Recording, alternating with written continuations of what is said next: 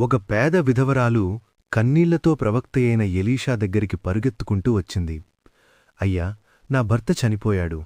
అప్పులవాళ్లు నా పిల్లల్ని బానిసలుగా తీసుకెళ్తున్నారు అని ఏడ్చింది.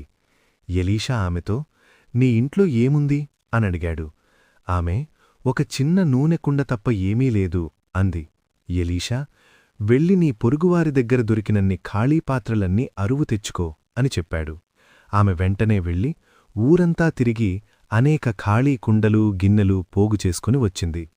ఇంటి తలుపు వేసి ఆ చిన్న కుండలోంచి నూనెను పెద్ద పాత్రల్లో పోయడం మొదలుపెట్టింది. అద్భుతం!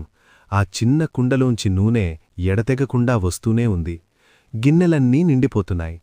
గదినిండా ఉన్న ఖాళీ పాత్రలన్నీ నూనెతో నిండిపోయాయి. ఇంక పాత్రలు లేవు అనగానే నూనె ఆగిపోయింది. ఎలీషా, వెళ్ళి ఆ నూనెను అమ్మి నీ అప్పులన్నీ తీర్చి సంతోషంగా జీవించు అని చెప్పాడు. నీ దగ్గర ఉన్నది కొంచెమే అయినా విశ్వాసంతో దేవునికి అప్పగిస్తే ఆయన అద్భుతం చేస్తాడు.